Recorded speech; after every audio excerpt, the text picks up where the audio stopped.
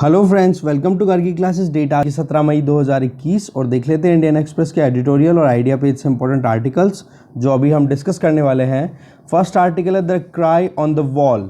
इस आर्टिकल में बताया जा रहा है कि किस तरीके से पॉलिटिशियन वोट मांगने के लिए तो अपने लिए रोड पर किस तरीके से आना शुरू हो जाते हैं। जैसे कि हमने अभी रिसेंट जो 5 असेंबलीज के इलेक्शन हुए उनकी बात की, और आज जिस टाइम पर परिस्थितियां बिगड़ चुकी है, जहां पर कोविड-19 के चलते गाँव में लोगों की डेथ हो रही है, हॉस्पिटल्स में जो बेसिक एमिनिटीज़ की रिक्वायरमेंट होती है उसकी शॉर्टेज चल रही है, तब पॉलिटिशियन बिल्कुल भी आगे नहीं आ रहे। तो ऐसे में जो लीडरशिप जो होनी चाहिए ना, लीडरशिप की जो स्किल्स होती है कि जिसमें अगर आपके सपोर्टर्स अगर परिस्थिति में कहीं घिरे हुए हैं, आप उनके लिए कम से कम बातचीत तो करो, अगर आपके पास में सॉल्यूशन भी नहीं है तो ऐसे में अभी ये जो लीडर्स हैं, अपने आप को सो कॉल्ड लीडर्स बोलते हैं, तो उन लीडर्स को आगे आने की ज़रूरत है। उस पॉइंट ऑफ व्यू से इस आर्टिकल को एक बार देखेंगे।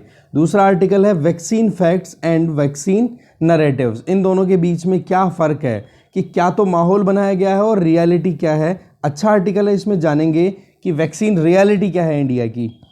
इसके अलावा नीचे आप देख सकते हो इन अ न्यू लाइट, इस आर्टिकल में क्रिमिनल जस्टिस सिस्टम को, और वो भी कब, कोविड के टाइम पे एक लाइट में डाला गया है कि कैसे सुप्रीम कोर्ट के डायरेक्शन के बेसिस पे एक कमेटी स्टैब्लिश की गई, और उस कमेटी का काम क्या था कि किन प्रिजनर्स को कोविड-19 पेंडेमिक के चलते पेरोल पे या फिर बेल पे छोड़ देना चाहिए, जिससे कि जो ऑक्यूपेंसी है जेलों की वो कम हो पाए और जिससे इन्फेक्शन को कम किया जा पाए। ठीक है, तो इस आर्टिकल में उस पॉइंट ऑफ व्यू से थोड़ा सा जानेंगे।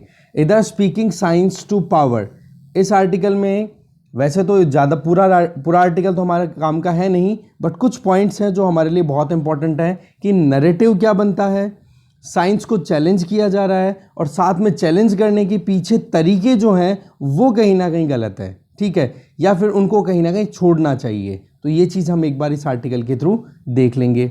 आगे देखें तो एक ये आर्टिकल है जिसकी बात हम करेंगे, प्रिजनर्स ऑफ नेशनलिज्म, कि राष्ट्रवाद के चलते करंट जो सरकार है वो कैसे मतलब बोलने में एकदम मुखर होकर के आ रही है। ठीक है, और बाकी करने में बिल्कुल फिसड्डी साबित हो रही है। तो यहाँ पर जानेंगे क्या क्या पॉइंट्स हैं। यहाँ पर क्रिस्टोफ जैफ्रेलॉट के द्वारा दिया हुआ आर्टिकल है, अच्छा आर्टिकल है, जानेंगे। ये आर्टिकल हमारे काम का है नहीं, आप एक बार देखना चाहो देख सकते हो। ये भी हम नहीं देखेंगे, हमारे काम का है नहीं। तो देखते हैं बचे हुए आर्टिकल्स को। पहला आर्टिकल है वैक्सीन फैक्ट्स वर्सेस नैरेटिव्स। ये आर्टिकल लिखा है कोमी कपूर के द्वारा।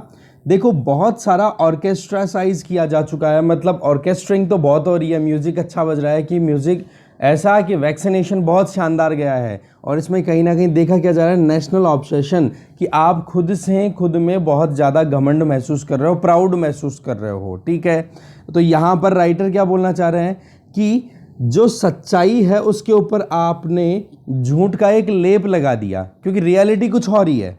ठीक है, एक तरफ जहाँ पर पॉलिटिकल जर्नलिस्ट जो हैं, जो कि पॉलिटिकल इश्यूज़ को कवर कर रहे हैं, वो कहीं ना कहीं वैक्सीन स्टोरी के अंदर अगर झांक करके देखेंगे ना तो कुछ और ही निकल के आएगा।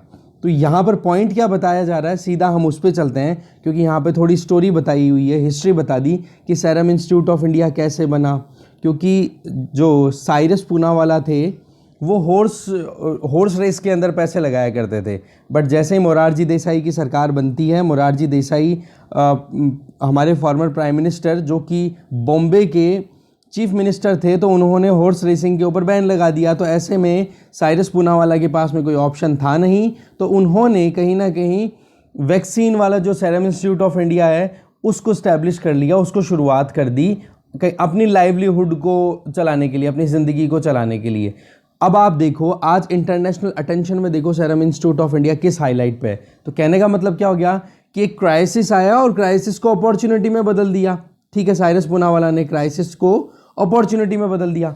तो आज सीरम इंस्टीट्यूट ऑफ इंडिया जो कि वर्ल्ड में अटेंशन में आया हुआ है, उसके पीछे क्या है, एक तो हाई क्वालिटी के वैक्सीन या ड्रग प्रोड्यूस करना जो कि लो कॉस्ट पर हो, ह्यूज प्रोडक्शन कैपेसिटी वाइज। तो इन 3 क्वालिटीज़ के चलते, और ये 3 चीज़ें ही होती हैं जो मार्केट में आपकी वैल्यू क्रिएट करते हैं।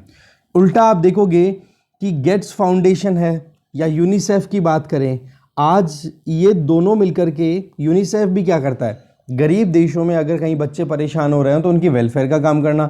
गेट्स फाउंडेशन ये भी एक तरीके का एनजीओ है जो साथ में मिलकर के काम करता है, जिसमें फंडिंग कलेक्ट की जाती है और जो परेशान या गरीब या लीस्ट डेवलप्ड कंट्रीज़ है वहाँ पर अच्छे काम करना, डेवलपिंग कंट्रीज़ में ह्यूमैनिटेरियन क्राइसिस को ख़त्म करने के लिए काम करते हैं। तो ये मेजर क्लाइंट हैं जो कि सीरम इंस्टीट्यूट ऑफ इंडिया से वैक्सीन प्रोक्योर करते हैं या खरीदते हैं।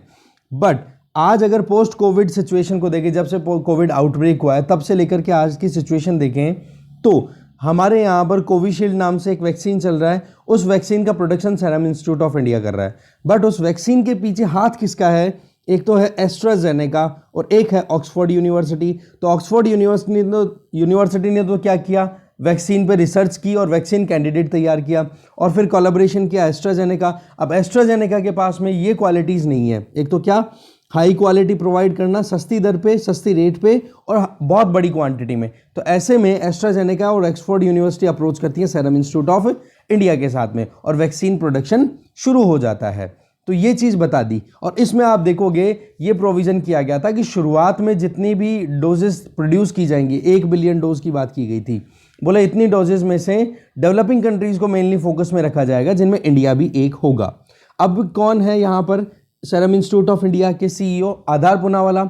उन्होंने अपनी तरफ से मैन्युफैक्चरिंग प्रोसेस को और एक्सपेंड किया और यहाँ तक कर दिया कि अपने खुद की मनी थी उसका लगभग एक बहुत बड़ा हिस्सा इन्होंने इन्वेस्ट कर दिया इस कोविशील्ड प्रोडक्शन में। साथ में गावी, एक सेकेंड, हाँ, गावी जो कि कोवैक्स प्रोजेक्ट में WHO के साथ में काम कर रहा है, उससे भी इन्वेस्टमेंट ले लिया। तो कहने का मतलब ये हो गया कि ओवरऑल पैसे का इकट्ठा करके और टारगेट ये कर दिया कि जल्दी से जल्दी प्रोडक्शन इंक्रीज किया जाए। और टारगेट क्या था कि 100 बिलियन डोसेज जो हैं वो एस्ट्राजेनेका के थ्रू 92 कंट्रीज में प्रोवाइड किया जाएगा और ये कमिटमेंट इंडिया ने भी लिया। तो कहने का मतलब यहाँ पे आ रहा है कि वैक्सीन डेवलपमेंट को लेकर के कितना प्रोग्राम किया गया। अब आप देखो, क्या यहाँ पर इस वैक्सीन कैंडिडेट में इंडिया की तरफ से या भारत सरकार की तरफ से कोई इन्वेस्टमेंट दिखाई दे रहा है आपको अभी तक भी? ये बहुत बड़ा सवाल है, क्योंकि जब से वैक्सीन को डेवलप करने की बात की गई है तब से एक एग्जाम्पल बड़ा आ रहा है कि आत्मनिर्भर भारत अभियान के अंतर्गत इसको बनाया गया है। बट इस वैक्सीन कैंडिडेट में जो इन्वेस्टमेंट है, रिसर्च है, इसकी बात करें या फिर जो डिमांड है, वो सारी चीज़ें आउट ऑफ इंडिया से इंडिया को तो केवल एक पार्ट के तौर पे डेवलपिंग कंट्रीज़ का पार्ट बताया गया। तो ऐसे में एक तो ये मिसनोमर कहीं ना कहीं फैलाया जा रहा है। दैट मीन्स ये जो नैरेटिव है वो फैक्ट से बिल्कुल डिफरेंट है। दूसरा एग्जाम्पल, अगर आत्मनिर्भर भारत की बात ही करें तो आत्मनिर्भर भारत का बेस्ट एग्जाम्पल तो भारत बायोटेक का जो कोवैक्सीन कैंडिडेट है वो है इसका एग्जाम्पल, जहां पर साइंटिस्ट कृष्णा एल्ला ने अपनी तरफ से रिसर्च की, Indian council of medical research के साथ में कोलैबोरेट किया 2020 में और फिर उसके बाद में प्रोडक्शन करना शुरू हुआ, जहां पर ना तो गेट्स फाउंडेशन का इसमें कोई इन्वॉल्वमेंट है ना कुछ और। तो पॉइंट यहाँ पर यह है कि कोवैक्सीन जो कि हमारे यहाँ पर मतलब यहाँ का लोकल है, पूरा रिसर्च भी इंडिया में हुई, प्रोडक्शन भी इंडिया में ही हो रहा है, इवन फंडिंग भी इंडिया से ही आ रही है। दूसरी तरफ अगर देखो कोविशील्ड जिसकी हम बात कर रहे हैं, जिसके बारे में ये बताया जा रहा है कि ये आत्मनिर्भर भारत अभियान का ही पोर्शन है, बट वहाँ पर कहीं ना कहीं फंडिंग या रिसर्च कोई ऑप्शन हमें ज़्यादा दिखाई नहीं दे रहा। फर्क इतना सही है कि serum institute of India Indian producer है, बट उसके पीछे तो 3 रीज़न बताए ना, कि एक तो सस्ते में, अच्छी क्वालिटी में और लार्ज क्वांटिटी के अंदर प्रोड्यूस कर सकते हैं, इसलिए उनके ऊपर एक विश्वास दिखाया गया। तो पॉइंट यहाँ पर यह आ जाता है कि आत्मनिर्भर भारत अभियान के अंतर्गत में कोवैक्सीन डेवलप हुआ है, ना कि कोविशील्ड। एक तो ये नैरेटिव और फैक्ट्स में डिफरेंस आपको समझ में आया होगा। दूसरा, अगर बात करें शुरुआत में इस साल के 2021 में इंडिया ने क्या बोला कि हम वर्ल्ड के लार्जेस्ट वैक्सीन प्रोग्राम को कंडक्ट कर रहे हैं, जिसमें कि शुरुआत में कहीं ना कहीं अचीवमेंट ये बताए गए थे कि लगभग शुरुआती 21 दिनों के अंदर 5 मिलियन लोगों को वैक्सीनेशन डोजेस दे दी गई थी। बोला 5 मिलियन वैक्सीन डोजेस दे दी गई है, बोला सबसे जल्दी दिया गया। पर आप एक चीज़ बताओ, 1.4 बिलियन लोगों की पॉपुलेशन वाले कंट्री में 5 मिलियन क्या है? एक समंदर में एक पानी की बूंद के बराबर। क्या आपने एक्स्ट्रा एक बूंद ऐड कर दी? तो ज़रूरत क्या थी कि हमें और ज़्यादा हॉलिस्टिकल काम करने की ज़रूरत थी, हॉलिस्टिक मैनर में काम करने की ज़रूरत थी। और फिर उसके बाद में क्या होता है, जैसे ही ये मार्क का हो जाता है, फिर उसके बाद में वैक्सीनेशन के लिए और ज़्यादा एक्सपेंशन कर दिया जाता है। देखो शुरुआत में तो क्या था कि भाई 60 साल से ज़्यादा उम्र के जो लोग हैं वो वैक्सीन ले सकते हैं। फिर ये कर दिया गया था कि 45 साल से उम्र से ज़्यादा के लोग या कोमॉर्बिडिटी से ग्रसित जो लोग हैं जिनकी कोई दूसरी बीमारी लग रही है उन लोगों को वैक्सीनेशन मिल जाएगा। तब से लेकर अब तक है, मतलब ये मार्च में डिक्लेयर किया गया था, उस टाइम से लेके अब तक अगर आप देखो तो वैक्सीन की शॉर्टेज है। और जो एक्सपोर्ट करने की बात की जा रही है उस एक्सपोर्ट को भी मार्च मिड के बाद में बंद कर दिया गया है। ये राइटर का खुद का कहना है। बोले कि देखो इंडिया ने अगर एक्सपोर्ट किए हैं ना वैक्सीन्स को तो उसके पीछे इंडिया की खुद की कमिटमेंट्स थी। वो कमिटमेंट क्या थी? एक तरफ तो देखो रिसर्च हुई कहाँ पे, आउट ऑफ इंडिया। दूसरी तरफ अगर आप देखो तो वहाँ पर पैसे की ज़रूरत थी, तो पैसे का इन्वेस्टमेंट कहाँ से आया? बाहर के लोग कर रहे हैं या फिर जो इंस्टीट्यूशन के ऑनर हैं वो कर रहे हैं। तीसरा, डिमांड कहाँ से आ रही है? बाहर से। तो ये तीनों चीज़ें जब बाहर से आ रही है तो इंडियन कंपनी क्यों प्रोड्यूस नहीं करेगी? सीरम इंस्टीट्यूट ऑफ इंडिया क्यों प्रोड्यूस नहीं करेगा? और वो प्रोडक्शन क्या, प्रोडक्शन के बेसिस पे क्या करना था? इंडिया को एक पेड, फुल्ली पेड कमिटमेंट था। मतलब इंडिया ने जो कुछ भी एक्सपोर्ट किया उसका बहुत हद तक हिस्सा जो था वो कॉमर्शियल ट्रांजैक्शन था। पैसा इंडिया ने लिया है, कमिटमेंट लिया इंडिया ने कि हाँ हम 92 कंट्रीज़ को हेल्प प्रोवाइड करेंगे, फ्री ऑफ कॉस्ट अवेलेबल करेंगे। उसका काउंटर भी हम नेक्स्ट वाले आर्टिकल में डिस्कस करेंगे। खैर अभी फिलहाल इस आर्टिकल में आए, देखो कि मिड मार्च से ये 60 से ज़्यादा उम्र के लोगों को देना शुरू कर दिया वैक्सीनेशन। बट यहाँ पर ही आ जाता है रियलिटी चेक कि हम कितना कैपेबल हैं। और जो डिमांड थी उसके सामने सप्लाई फेल हो गई। और आज रियलिटी क्या है कि कहीं ना कहीं हम मुश्किलों का सामना कर रहे हैं, वैक्सीन शॉर्टेज और ज़्यादा बढ़ गई है। साथ में आगे बताया जा रहा है कि पॉपुलिज्म का इतना माहौल बना हुआ है कि कैसे हम वाहवाही बटोरें।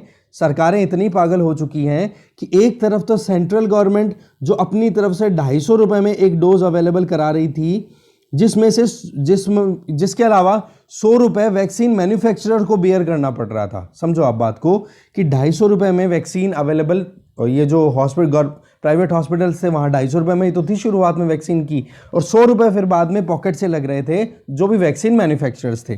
फिर उसके बाद में मीटिंग होती है स्टेट गवर्नमेंट्स के साथ में, और स्टेट गवर्नमेंट्स ये कहती हैं कि क्यों ना हम 18 साल से सब ऊपर के लिए सबके लिए वैक्सीन अलाउ कर दें। और इधर जो थे स्टेट्स, इनमें कुछ स्टेट्स में ऑपोजिशन पार्टी के जो सीएम्स थे वो भी थे। तो ऐसे में सेंट्रल गवर्नमेंट ने वाहवाही बटोरने के लिए और स्टेट गवर्नमेंट ने वाहवाही बटोरने के लिए क्या कह दिया कि बोले चलो ठीक है 18 साल से ज़्यादा उम्र के लोगों के लिए सबके लिए वैक्सीन अलाउ कर दो। हुआ क्या, जब आपके पास में 60 साल से ज़्यादा लोगों के लिए वैक्सीन अवेलेबल नहीं थे तो ऐसे में आपने 18 साल से ज़्यादा उम्र के लोगों को राजी करने के लिए वैक्सीन अलाउ कर दिया। तो क्या हुआ, पूरी सिस्टम डगमगा गई। तो बोला वैक्सीन डिस्ट्रीब्यूशन का जो फेयर मैनर होना था वो फेल हो गया।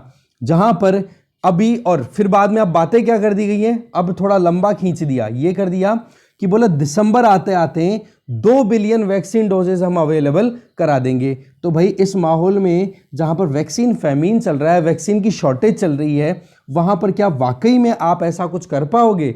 ये तो पागल बनाने वाली बात हो गई। ये तो आप रियलिटी को इग्नोर कर रहे हो। ये चीज़ बिल्कुल गलत है। ये चीज़ आपको मैंने पहले बताई थी कि 250 रुपये 100 रुपये उसके हिसाब से लगी रहे थे। तो वैक्सीन मैन्युफैक्चरर्स को बहुत ज़्यादा परेशानियों का सामना करना पड़ा। रही सही में उनको पैसा जो मिलना चाहिए था वो पैसा मिला नहीं। वो तो चलो ठीक है, गनीमत है कि कुछ दबाव बना ना केंद्र सरकार पर, तब जाकर के केंद्र सरकार ने भारत बायोटेक को कुछ पैसे अलॉट किए हैं कि हाँ चलो ठीक है आप प्रोडक्शन इंक्रीज करो कोवैक्सीन का। बट कोविशील्ड जिसको आत्मनिर्भर भारत अभियान का हिस्सा बताया जा रहा है ना, वो नैरेटिव तो आपका टूटा होगा एकदम क्लियर कि रियलिटी क्या है यहाँ पर। ठीक है, फिर बाद में ये बता रही है राइटर कि देखो वैक्सीन नैरेटिव जो चल रहा है अभी, उसमें अभी कहीं ना कहीं कुछ इश्यूज हैं, उनको हमें मेंशन करना ज़रूरी है। जिसमें एक तो ये कि जो कुछ भी वैक्सीन प्रोड्यूस हो रहा है इंडिजीनसली हमारे यहाँ पर, तो उसमें एक्सपोर्ट का बहुत बड़ा हिस्सा रहा है अभी तक जितना भी वैक्सीन प्रोडक्शन रहा है।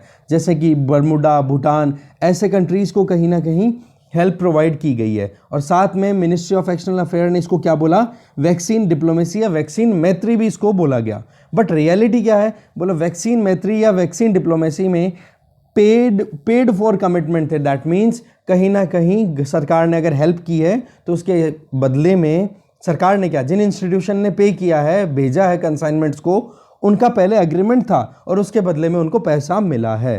तो ऐसे में ये चीज़ सरकार जो अभी क्रेडिट ले रही है, ये थोड़ा सा डाउट में है, पहली चीज तो। और दूसरा, अभी जो वैक्सीन एक्सपोर्ट है वो लगभग मार्च के बाद में बिल्कुल बंद पड़ा है, क्योंकि हम इंडिया की सप्लाई को ही इंश्योर नहीं कर पा रहे हैं, इंडिया की डिमांड को ही पूरा नहीं कर पा रहे हैं। तो ये पूरा मुद्दा था, आई होप आपको समझ में आएगा। अब चलते हैं नेक्स्ट आर्टिकल पे। नेक्स्ट आर्टिकल है प्रिजनर्स ऑफ नेशनलिज्म। आज के जो भी आर्टिकल्स हैं इनमें सब ने सरकारों को आड़े हाथ लिया है ढंग से, ठीक है, बट ये रियलिटी चेक होना भी जरूरी है। हमारे पास में प्लस में पॉइंट बहुत सारे थे, अब थोड़े माइनस में हो जाएंगे तो आपको बैलेंस करने में प्रॉब्लम नहीं आएगी। Prisoners of nationalism, Christophe Jaffrelot के द्वारा लिखा हुआ आर्टिकल। इसमें बता रहे हैं कि करंट जो सरकार है वो सेकेंड वेव को एंटिसिपेट करने में फेल हुई। जी बिल्कुल, इसमें डाउट नहीं है, क्योंकि अभी क्या बोला जा रहा है, बोलो पिछली बार तो एक लहर थी और अब की बार देखा गया सुनामी आ गई। तो कहीं ना कहीं एंटिसिपेशन मतलब फ्यूचर के लिए आप तैयार नहीं थे।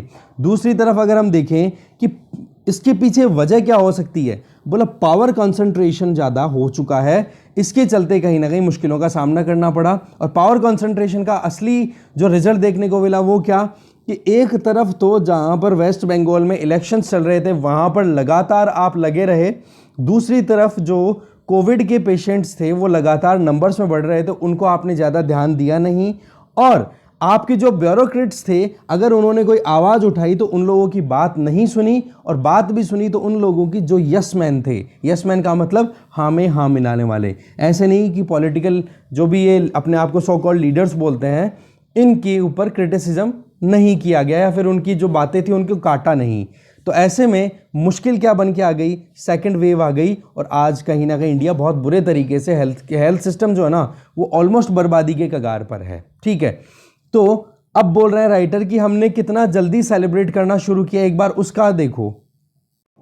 डेवोस में वर्ल्ड इकोनॉमिक फोरम की समिट होती है, एनुअल ईयरली मीटिंग होती है, ठीक है। तो उसमें हमारे प्राइम मिनिस्टर के द्वारा जो स्टेटमेंट्स दिए गए वो कुछ कहते हैं ना जल्दी से। आपने देखा होगा एक वर्ल्ड कप सेमीफाइनल मैच था, नहीं क्वार्टर फाइनल मैच था, जिसमें बांग्लादेश और इंडिया खेल रहे थे। बांग्लादेश की तरफ से जो प्लेयर थे उन्होंने एक शॉट मारा और वो पहले सेलिब्रेट करने लग गए।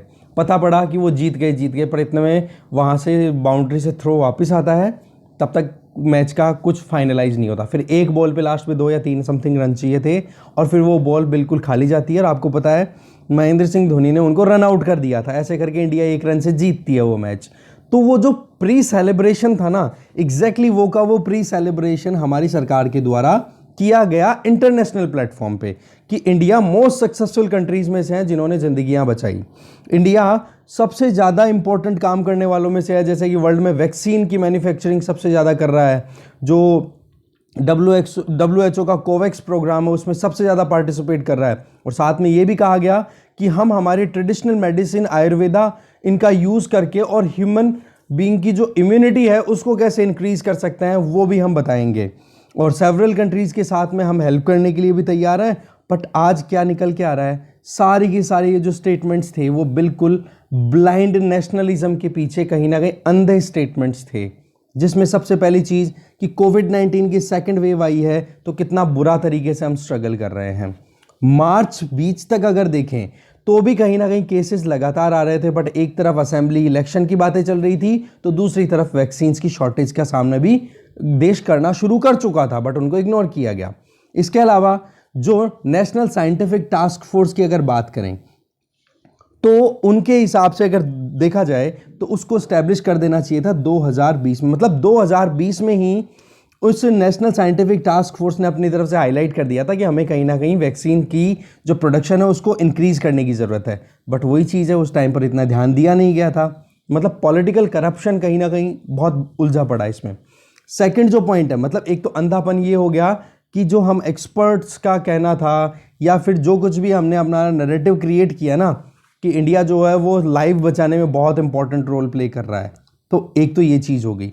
दूसरी ये चीज़ होगी यहाँ पर कि हाइपर नेशनलिज्म आपको देखने को मिलता है कि आप ट्रेडिशनल मेडिसिन के ऊपर फोकस कर रहे हो, जबकि आप यहाँ पर एग्जाम्पल सीधा दे रहे हैं कि हमारे जो हेल्थ मिनिस्टर है हर्षवर्धन, वो बाबा रामदेव के द्वारा जो कोरोनिल करके एक पूरा मेडिसिन का किट जो इंट्रोड्यूस किया गया था पिछले साल, उसको अलाउ किया था, उसको मतलब लॉन्च किया, तो वहाँ पर वो प्लेटफॉर्म पे अवेलेबल प्रेजेंट थे। बट इंडियन मेडिकल एसोसिएशन फिर बाद में जंप करती है और अचानक से उसको रोक दिया जाता है कि जब तक इसकी साइंटिफिक टेस्टिंग नहीं होती लेबोरेटरीज में तब तक आप इसको अलाउ नहीं कर सकते हो। प्रॉब्लम क्या है कि जब तक क्लिनिकल ट्रायल्स नहीं होंगी तो आप कैसे कह सकते हो कि कोई भी आपके पास में किट है या कुछ भी आपने हर्ब्स का यूज़ किया और वो फाइनल आप बोल रहे हो कि ये कोविड-19 को फाइट कर लेगी। तो ऐसे में तो लोगों की ज़िंदगी दांव पे लगानी है। एक ये दूसरा हाइपर नेशनलिज्म कि आपने कहीं ना कहीं ये ब्लाइंड स्टेटमेंट या ब्लाइंड चीज़ें आपको देखने को मिली पिछले टाइम पे। इसके अलावा शूडो रेमेडीज़ की बात करें, मतलब फर्जी जो आप उपचार की बात करते हो वो आपको देखने को मिलती है। जैसे कि अभी जो पंचगव्य है, पंचगव्य में हम बेसिकली देखते हैं गाय का दूध, बटर, घी, डंग मतलब गाय का गोबर और यूरिन, इनका मिक्स होता है। बोला इससे कहीं ना कहीं सही किया जा सकता है कोविड को, तो एक बार इसकी टेस्टिंग होनी जरूरी है, राइटर ये कहना चाह रहे हैं। दूसरा, गंगा में बोला स्नान करने से भी इम्यूनिटी आती है, तो इसके चलते कुंभ में कितने साधु एक साथ इकट्ठे होते हैं और उसकी वजह से भी एक तो क्या हो गया, कोविड इन्फेक्शन बढ़ गया, और दूसरी तरफ आप देखोगे कि नैरेटिव जो है वो क्या चला गया कि हाँ वाकई में कोविड जो खत्म हो गया तो जनता पूरे दूसरे राज्यों में भी फ्री हो गई, एकदम ढीली पड़ गई। इवन ऐसे आपने भी सुने होंगे कि अब कोविड है कहाँ, ठीक है, पर अब रियलिटी क्या आपको पता, आपके आसपास में भी आपके नियर एंड डियर्स में से कोई ना कोई आपको छोड़ के जा चुके होंगे, क्योंकि ये रियलिटी है। कहीं ना कहीं आपने सुना होगा कि हाँ वो रिश्तेदार ऐसे है, वो इस रिश्तेदार ऐसे है, तो ये मुश्किलें कहीं ना कहीं बढ़ गई, ये लापरवाहियां मार गई, ठीक है। तीसरा जो पॉइंट यहाँ पर राइटर बताना चाह रहे हैं वो ये कि इंडिया जो है वो वर्ल्ड को गाइड करेगा, ये चीज़ हमने बोली। तो गाइड किस चीज़ के लिए, बोलो वैक्सीन में हम लीड करेंगे, बट जो मेड इन इंडिया वैक्सीन की हमने प्रीवियस आर्टिकल में जो नैरेटिव है उसको तोड़ के पहले ही बैठे हम लोग कि कोवैक्सीन जो वाकई में मेड इन इंडिया है उसके तो ट्रायल 3 मतलब फेज 3 के ट्रायल से पहले ही क्लियरेंस मिल गई। तो दूसरी तरफ एस्ट्राजेनेका जिसका कोविशील्ड है, जिस उसको नाम को लेकर ही कंट्रोवर्सी है। नाम क्यों, क्योंकि कोविशील्ड इंडिया में इस नाम को दे दिया गया है क्योंकि बोला इंडिया का प्रोडक्ट है, जबकि रियलिटी हमें पता पड़ गई ये प्रोडक्ट इंडिया के हिसाब से या प्रॉपर आत्मनिर्भर भारत का कोई एग्जाम्पल नहीं तैयार करता है। तो ऐसे में हाइपर नेशनलिज्म का एक और पॉइंट आ गया। तो ये 3 पॉइंट्स यहाँ पर राइटर हाईलाइट करना चाह रहे हैं। फिर आगे राइटर बोल रहे हैं कि सेंट्रल गवर्नमेंट को विश्वास था कि वो कहीं ना कहीं नए इंटरनेशनल स्टेटस को गेन कर लेंगे, जिसमें एक रोल मॉडल का काम करेंगे और इंटरनेशनल अदर प्लेयर्स को कहीं ना कहीं गाइडेंस प्रोवाइड करेंगे।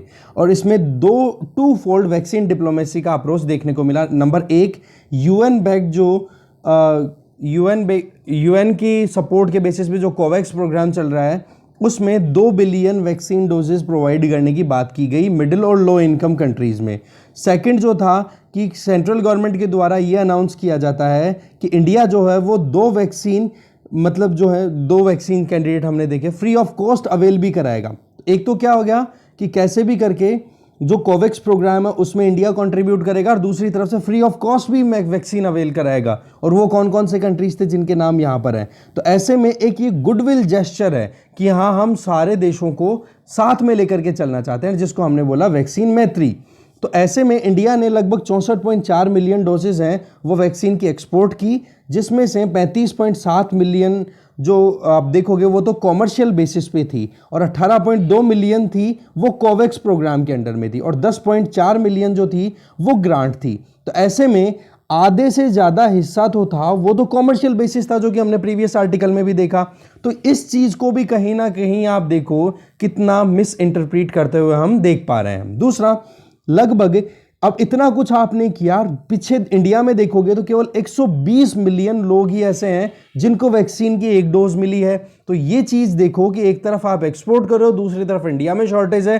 तो ये कहाँ का आप मतलब एक जस्टिस कर रहे हो। पहले अपने लोगों के लिए वैक्सीन अवेल करते, या फिर आप बाहर भेज रहे हो तो उसको हाइपर तो मत करो, हाइप तो मत करो एटलीस्ट। दूसरी तरफ सेकेंड वेव आ चुकी है, इंडिया को ना ही मतलब इंडिया को केवल अपना एक्सपोर्ट ही नहीं रोक देना चाहिए था, बजाय इसके अब फॉरेन कंट्रीज से एड भी मंगवानी चाहिए थी। बट हुआ क्या, जो हमने देखा ही कि हम हाइपर नेशनलिज्म से ग्रसित थे, कहीं ना कहीं एक नया स्ट्रेचर गेन करने की बात कर रहे थे।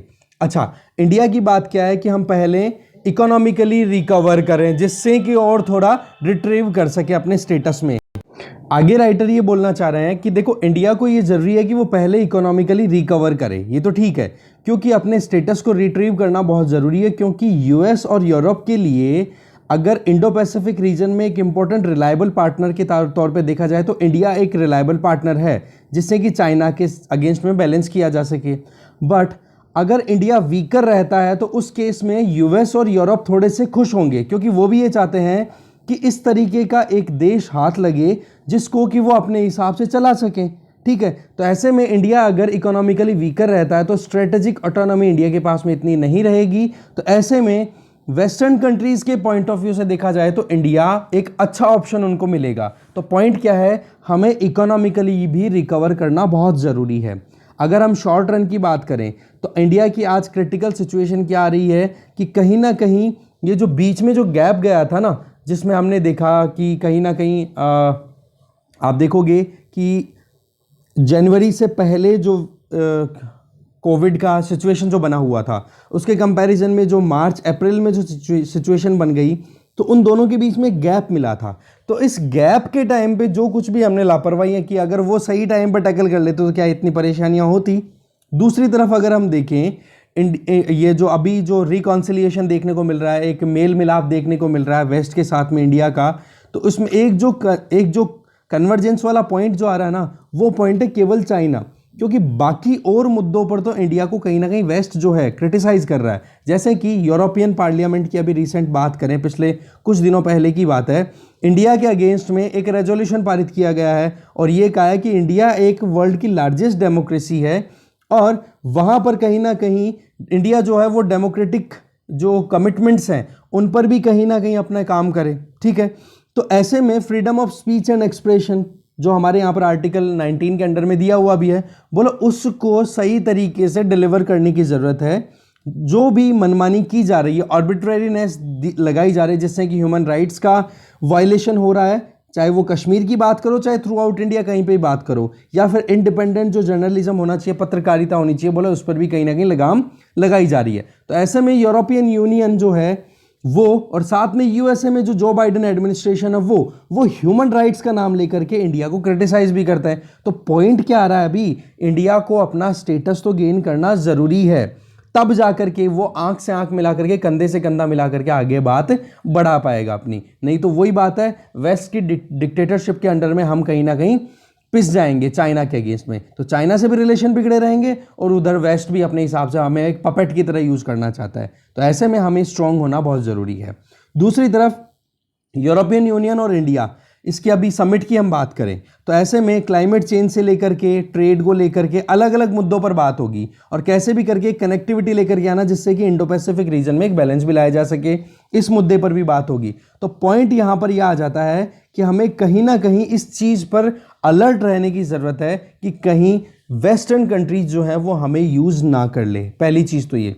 दूसरा, इंडिया ने जो अपना कमिटमेंट एक कम्युनिक डिक्लेयर किया है ना, जिसमें ये कहा है कि कोविड-19 वैक्सीन जो है वो 90 से ज़्यादा देशों को हम सपोर्ट कर देंगे, तो वो एफर्ट्स की बजाय हमें कहीं ना कहीं पहले खुद पर ध्यान देने की ज़रूरत है। हमें खुद के मैकेनिज्म को स्ट्रेंथन करने की ज़रूरत है, चाहे वो ह्यूमन राइट से रिलेटेड कोई भी मुद्दा हो, जिससे क्या होगा कि अगर हम डोमेस्टिकली स्ट्रांग रहेंगे ना, तभी जाकर के हम बाहर भी स्ट्रांग रहेंगे। ये तो आपने भी सुना होगा कि जिसकी घर पे इज्जत होती है उसकी बाहर इज्जत होती है।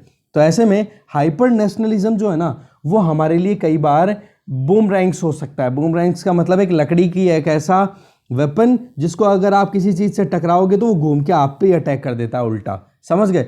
तो बोला कि कहीं ना कहीं बैकफायर से हमें बचने की ज़रूरत है, और ये प्रॉब्लम कहीं ना कहीं किस पे डिपेंड करती है कि आप डोमेस्टिकली कितना अच्छे से मैनेज कर पा रहे हो। मिसमैनेजमेंट हमारे लिए घातक हो सकता है। तो ये चीज़ बता दी कि आप डोमेस्टिक इश्यूज़ को टैकल सही से कर लोगे ना, तो इंटरनेशनली आप अपने आप ही ऑटोमेटिकली अपने आप को स्टेबल अच्छी स्टेटस में पालोगे। एक तो ये, एक इकोनॉमिकली आप स्ट्रांग बनो, फिर उसके बाद में आप वैक्सीन मैत्रीगिन इनकी बात कर रहे हो वो आगे बढ़ाओ। ठीक है, आगे चलते हैं। नेक्स्ट आर्टिकल है इन अ न्यू लाइट। देखो, पिछले साल सुप्रीम कोर्ट ने एक डायरेक्शन दी थी अपनी तरफ से गवर्नमेंट को और स्टेट गवर्नमेंट्स को और यूनियन टेरिटरी को कि भाई आप हेल्थ क्राइसिस को थोड़ा समझो, उसको एंटिसिपेट करो कि फ्यूचर में क्या परिस्थितियां हो सकती है, और जो भी ओवर क्राउडेड प्रेजेंस हैं उनको आप थोड़ा फ्री कराओ, क्योंकि कोविड-19 के चलते कहीं ना कहीं इन्फेक्शन बढ़ने के चांसेस हैं। ऐसे में स्टेट गवर्नमेंट्स ने इन्होंने मिलकर के काम भी किया, ऐसी बात नहीं है नहीं किया, और इसके लिए कमेटी भी इस्टेब्लिश की गई थी। ठीक है, तो कमेटी को ये डिटरमाइन करना था कि किस कैटेगरी के प्रिजनर्स को फ्री किया जाए, जिसमें ये देखा जाएगा कि उस बंदे ने जो प्रिजनर है उसने किस तरीके का ऑफेंस किया था, क्या वो हीनियस था या फिर थोड़ा सा मॉडरेट कंसिडरेशन में आप ले सकते हो कि हाँ ज़्यादा घातक या फिर ज़्यादा बुरा अपराध नहीं था। ऐसे में दूसरा ये देखा जाएगा कि कितने सालों की उसकी सज़ा मिली है और कितने सालों की सज़ा उसने काट ली है, ये भी आप देखोगे। और साथ में ये भी देखा जाएगा कि अगर उसको ट्रायल से फ्री छोड़ा जाता है तो आगे क्या ऑफेंस होने के चांसेस है। तो कहने का मतलब डिफरेंट एस्पेक्ट्स को देख करके फिर बाद में आप डिसाइड करो कि किस कैटेगरी के प्रिजनर्स को आप फ्री करोगे और किस कैटेगरी के प्रिजनर्स को आप पकड़ के रखोगे। ऐसे में फिर कहीं ना कहीं इस चीज़ पे काम किया जाता है और प्रिजनर्स को रिलीव किया जाता है। तो एक तरफ से आप देखोगे ना तो कोर्ट की प्रोपोजिशंस को कहीं ना कहीं सीरियसली लिया गया और इस पे काम भी किया गया, जो कि एक बहुत अच्छी बात है। अब हम इस बात पर बात करें कि जहां प्रिजन्स को हम डीकंजेस्ट करना चाह रहे हैं, बेड की कमी लाना चाह रहे हैं, क्योंकि वहां पर ये जो बीमारी है ये फैल सकती है। तो ऐसे में प्रिजनर्स का जो राइट है ना, राइट टू हेल्थ, आर्टिकल 21 में बोला, उसको हमने कहीं ना कहीं अपहेल्ड किया, जो कि बहुत अच्छी बात है। क्योंकि एक चीज़ तो क्या होती है कि देखो, एज फैक्टर बहुत इंपॉर्टेंट होता है। जो बूढ़े लोग हैं उनको जेल हो रखी है, जैसे यहाँ पर एग्जाम्पल दिया हुआ है बहुत, जैसे 83 ईयर्स ओल्ड स्टैन स्वामी, ठीक है, उनको भीमा कोरेगांव वाला जो मुद्दा है उसके चलते जेल में रखा हुआ है, जिनके पार्किंसन की प्रॉब्लम है, ये एक ब्रेन का इशू है ना, न्यूरोलॉजिकल डिसऑर्डर होता है, तो उनको बेल नहीं देना। ऐसे ही आप देखोगे तारीख हुर्रियत के चेयरमैन हैं अशरफ सहराई, उनकी डेथ ही हो जाती है प्रिजन में। इसी तरीके से अलग अलग मतलब बहुत सारे एग्जाम्पल दिए जा रहे हैं, ठीक है। तो और यहाँ पर ये देखो नताशा नरवल, इनके पिताजी की तबीयत खराब थी तो भी इनको बेल नहीं दी गई। हाँ वो बात ठीक है, फाइनली जब उनके पिताजी की डेथ हो गई तो लास्ट राइट्स को परफॉर्म करने के लिए, जो भी रिचुअल्स हैं उनको परफॉर्म करने के लिए उनको फ्री कर दिया गया। तो पॉइंट यहां पर राइटर सीधा ये लेकर के आ रहे हैं, जब हमें राइट टू हेल्थ को प्रमोट करने के लिए हमारे पास में ऑप्शंस अवेलेबल हैं और हमारे पास में एक्सपीरियंस पहले से अवेलेबल है कि अगर कमिटी अगर आज प्रॉपरली हमारे पास में स्टैब्लिश कर दी जाए और वो इन सारे की पॉइंट्स को देख करके फिर सजेशन दे दे, तो उसके बाद में जो भी प्रिजनर जिनकी कोई कोमॉर्बिडिटी से ग्रसित हैं, एज रिलेटेड आइलमेंट्स हैं, उनकी कोई परेशानी चल रही है शारीरिक, तो ऐसे में उनको छोड़ना चाहिए, उनको बेल पे या फिर आप कहीं ना कहीं पेरोल पे छोड़ सकते हो, ठीक है। तो यही यहां पर बताया जा रहा है। तो इस आर्टिकल में आप देखोगे पेंडेमिक और जो हमारा क्रिमिनल जस्टिस सिस्टम है उसको, उसके साथ में आप इसको कनेक्ट कर सकते हो, ठीक है। आगे चलते हैं। नेक्स्ट आर्टिकल है स्पीकिंग साइंस टू पावर। इस आर्टिकल को रजनी बख्शी के द्वारा लिखा हुआ है कि अभी रिसेंटली आरएसएस के प्लेटफॉर्म पे अजीम प्रेम जी, जो कि एक टेक्नीशियन है आप कह सकते हो, जिन्होंने अब विप्रो जैसी कंपनी को स्टैब्लिश किया, दैट मीन्स वो साइंस में बिलीव रखते हैं। तो उन्होंने क्या कहा आरएसएस प्लेटफॉर्म पे कि भाई साइंस को आप एक बार साथ में लेकर के चलो, सच्चाई के साथ में, तब जाकर के आपको कहीं ना कहीं कोई अच्छा रिजल्ट मिल सकता है। इसके बाद में जो कुछ भी डिसबिलीफ है हमारे यहाँ पर, जिसमें बार बार एक स्टेटमेंट आ रहा है कि हमारे यहाँ पर जो कुछ भी ट्रेडिशनल मेथड्स हमने यूज़ किए हैं, उन ट्रेडिशनल मेथड्स के बेसिस पे हम हमारे इस कोविड-19 के अगेंस्ट में फाइट कर सकते हैं। तो पॉइंट यहाँ पर राइटर ये बोलना चाह रहे हैं कि देखो प्रॉब्लम तो हमारे सामने है, तो क्यों ना साइंस के बेसिस पे इनको सारी चीज़ों को जो आपके पास में अवेलेबल है, क्योंकि देखो सबसे बड़ी प्रॉब्लम क्या है, ट्रेडिशनल मेथड्स आपके पास में अवेलेबल है ना, तो उन चीज़ों से आप अपने आप को क्योर तो करते हो, बट सुपरस्टिशन कहीं ना कहीं आपके लिए घातक साबित हो सकता है। ऐसे आपने बहुत सारे व्हाट्सएप वीडियोस भी देखे होंगे और बहुत सारे डिस्कशंस भी देखे होंगे, यूट्यूब पे भी वीडियोस देखे होंगे कि जहां पर लोग जो हैं वो सोशल डिस्टेंसिंग का ध्यान रख करके एक साथ बैठे हैं और मंत्र उच्चारण कर रहे हैं। तो वो चीज़ एक मंत्र उच्चारण कर रहे हैं, सॉरी मतलब कुछ ना कुछ एक तरीके से गैदरिंग हो रही है। कुंभ मेले में क्या हुआ था, वो गैदरिंग ही तो थी, जो सुपरस्टिशन था उसी के चलते तो कहीं ना कहीं प्रॉब्लम हो गई। तो यहां पर पॉइंट क्या देना है राइटर, मेन जो पॉइंट है ये कि आपके पास में ट्रेडिशन है तो आप उसको सुपरस्टिशन में कन्वर्ट मत करो, आप साइंस के साथ में कोलैबोरेट करके रियलिटीज को ध्यान में रख करके आगे बढ़ो। क्योंकि कोविड जो है उसको अगर रोकना है तो आपको सोशल डिस्टेंसिंग मेंटेन करनी पड़ेगी, दूसरी चीज आपको मास्क लगाना पड़ेगा। तो ये कहीं ना कहीं हमारे लिए क्यूरेटिव प्रिवेंटिव अप्रोचेज हैं। तो ऐसे में अगर हम कहेंगे कि भाई हम तो सुपरस्टिशियस हैं या फिर हम तो हमारी परंपराओं के हिसाब से साथ में बैठ करके जब तक कोई पूजा अर्चना नहीं करेंगे तब तक हम सही नहीं हो सकते, तो वो चीज़ गलत साबित हो जाती है। और इससे सुपरस्टिशन का या सुपरस्टिशियस जो एक्टिविटीज़ थी इनको ऑब्जेक्ट करने के लिए एक सोशल एक्टिविस्ट हुआ करते थे, नरेंद्र दाभोलकर।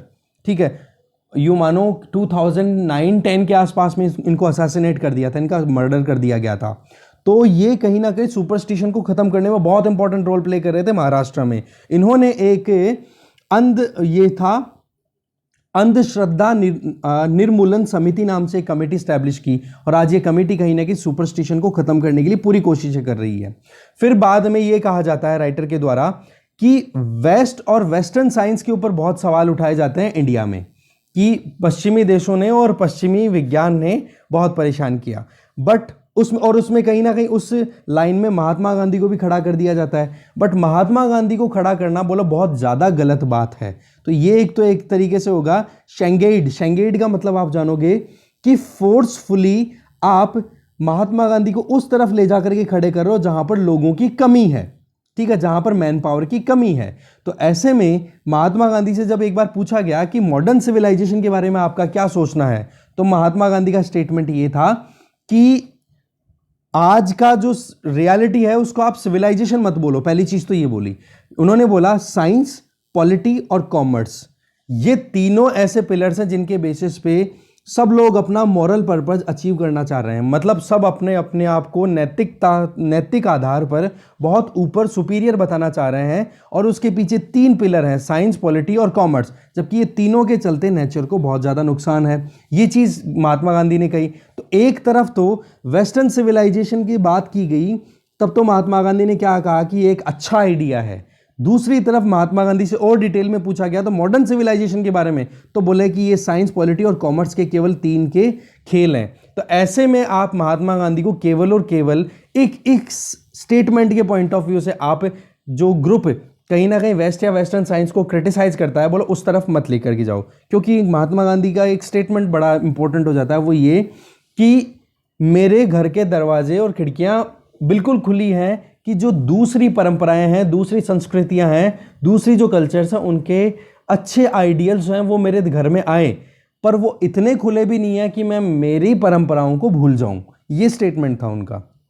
ठीक है, तो ऐसे में आप वेस्टर्न सिविलाइजेशन को बिल्कुल डिस्कार्ड करो, ये भी गलत बात है, क्योंकि साइंस साइंस का जो पोर्शन है जो आज हम बात कर रहे हैं जिस साइंस की, वो कहीं ना कहीं वहीं से ओरिजिनेटेड है। ठीक है, इंडिया का भी कंट्रीब्यूशन है, बट इतना भी कंट्रीब्यूशन नहीं है जिसको हम बिल्कुल ये कहें कि इंडिया का ही सब कुछ है। तो ऐसे में वेस्टर्न सोसाइटी में जो कुछ भी चल रहा है उसकी जो अच्छाइयाँ हैं वो भी हमें लर्न करनी चाहिए, और जो हमारी इंडिजीनियसली हमारी जो ट्रेडिशंस हैं उनको भी हमें भूलने की ज़रूरत नहीं है। तो पॉइंट यहाँ पर ये बोल रही है राइटर कि हमारे पास में देखो नॉलेज बहुत है, तो क्यों ना उनकी लैब टेस्टिंग करवा ली जाए। इससे क्या हो जाएगा, जब लैब टेस्टिंग प्रॉपर्ली हो जाएगी तो गड़बड़ी होने के चांसेस कम रहेंगे। तो दोनों का एक मिक्स हुआ कि नहीं, तो यही चीज़ यहाँ पे बताई जा रही है। पिछले 3 सेंचुरीज में देखें तो यूरोपियंस का क्या प्रोजेक्ट था जी, कॉलोनियलिज्म। ठीक है, कहीं ना कहीं इंपीरियलिज्म को बढ़ाया, और एक दूसरी तरफ जो पूरा ट्रेडिशन था हमारा उसको क्या बोल दिया, ऑर्थोडॉक्सी बोल दिया, कि बोले ये तो पुरानी सोच के लोग हैं, मॉडर्न सोच के नहीं है। बट रियलिटी क्या है, दोनों के बीच में एक बैलेंस बनने की ज़रूरत है। तो यही चीज़ यहाँ पर बार बार बताई जा रही है। राइटर फिर बाद में थोड़ा सा अटैक कर रही हैं कि एक तरफ एस्ट्रोनॉमिकल कैलकुलेशन पे आपने विश्वास किया और कुंभ मेले को ऑर्गेनाइज करवा दिया, और दूसरी तरफ साइंस ये कह रही थी सोशल डिस्टेंसिंग को आप मेंटेन करो। तो दोनों के बीच में आपने क्या किया, जल्दबाजी दिखाई, और रिजल्ट क्या हो गया, कुंभ मेला ऑर्गेनाइज हुआ। और फिर उसके बाद में स्टेटमेंट क्या आता है कि भाई केवल नॉमिनल प्रेजेंस ही इंश्योर करो, ज़्यादा भीड़ इकट्ठी मत करो कुंभ मेले में, क्योंकि इन्फेक्शन बहुत बढ़ रहा है। तो ऐसे में ये कहीं ना कहीं कॉन्फ्लिक्ट है ना हमारे ट्रेडिशन में और साइंस के बीच में, जो राइज किए जा रहे हैं बार बार, उनके बीच में कन्वर्जेंस लाने की ज़रूरत है। तब जा करके हम अच्छे से इस बीमारी को और बाकी दूसरी प्रॉब्लम्स को हम ख़त्म कर पाएंगे। ठीक है, तो ये कुछ इंपॉर्टेंट चीज़ें थी वो हमने देख ली। डिस्कशन यही खत्म है। Thank you very much. और आज मैपिंग के हिसाब से आज कोई इतना अच्छा आर्टिकल मुझे लगा नहीं, जिससे क्योंकि सारे इंडिया के इससे रिलेटेड थे। तो अभी हम देख लेंगे मैपिंग, तो शाम वाले वीडियो में देख लेंगे। ठीक है, थैंक यू।